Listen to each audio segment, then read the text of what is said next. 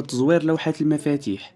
يقدروا يحطوا لوحة مفاتيح فوق لوحة المفاتيح الأصلية باش يتم تسجيل الرمز السري، الرمز بين. سام خوتي خواتاتي، هذا الفيديو مهم لاي واحد حط فلوسه في البنكه ولا ناوي يحطهم. كيف ما كتعرفوا بزاف ديال الناس كيمشيو ليهم فلوسهم، وهذا الشيء في الغالب حيت كيهملوا ولا يقدر ما كيعرفوش ان بشي سلوكيات اللي بساط يقدر يسكاميو ليهم الحساب ديالهم. ومن بين الاشياء اللي ولاو كيعتمدوها بزاف باش يديو لبنادم الفلوس ديالو هي الشراء عبر الانترنت. كما كتعرف بنادم ولا كيشري من الانترنت بواحد الوتيره اللي كبيره، ولو كيعتمدوا هاد الطريقه. فاش تبغي تشري من الانترنت اول حاجه شوف الفوق واش هذاك الويب سايت بادي ب HTTP. الا لقيتي HTTP اخويا غير ما تشريش، خاصها تكون HTTPS. وشوف هذيك المنصه اللي كتشري منها ولا كتدخل فيها المعلومات ديال البيع واش كتدعم خاصيه التحقق الامني. يا اما غتلقى مكتوبه فيها فيريفايد باي فيزا ولا ماستر كارد ايدونتيتي تشيك، وهي واحد الخاصيه اللي كترسل لك واحد الرمز قبل ما يتسحب هذاك المونطو اللي دخلتي. تصيفطوا لك واحد الرمز كتدخلو عاد كيسحبوا داك الفلوس، فهمتي.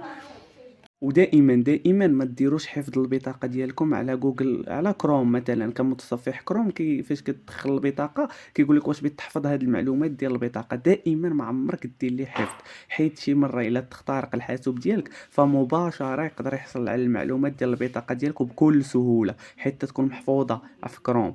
وكنصحكم الاخوان باش ديروا تعطيل الخاصيه دوتيشن اي كوميرس، وهي خاصيه الشراء الدولي او الانترنت، وكاينه في اي تطبيق بنكي كتلقاوها فيه في الاعدادات. كتشغلوها في الوقت فين تبغيو تشريو، وفاش تشريو كتطفيوها وكتبقاو امنين. وبعض الناس كتم السرقه ديالهم امام المصرف الالي، اذ تتم تزوير تلك المكان ادخال البطاقه اغلب موجوده باللون الاخضر، وتلك تكون مخصصه لنسخ معلومات المتواجده على البطاقه. لذلك من الافضل عندما تريد سحب اموالك يجب التحقق منها، الضغط عليها قليلا. إذا تحركت أو تم إزالتها فاعلم أنها مزيفة، أما الأصلية فهي مثبتة جيدا. وممكن أيضا عبر تزوير لوحة المفاتيح.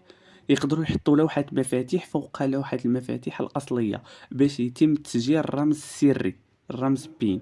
أتتصور أنت كل هذه الطرق التي يمكن أن يسحبوا منك المال دون إرادتك، وهذه فقط القليل منها. إذ يصل بهم الأمر إلى أن يضعوا لصاقا في مكان خروج المال، حتى أن تقوم بإدخال معلوماتك وتريد سحب المال ينحصر في اللصاق ولا يستطيع الخروج. ينتظرون حتى تذهب ويأتون لإزالة ذلك اللصاق وسحب المال الموجود خلف اللصاق. وهذه طريقة أيضا من الطرق الذين يعملون بها. لهذا أدعوكم لمشاركة هذا الفيديو أو القيام بلايك من أجل نشر هذا الفيديو أكثر لتوعية الناس تجنب مثل هذه الاحتيالات من هؤلاء المخادعين.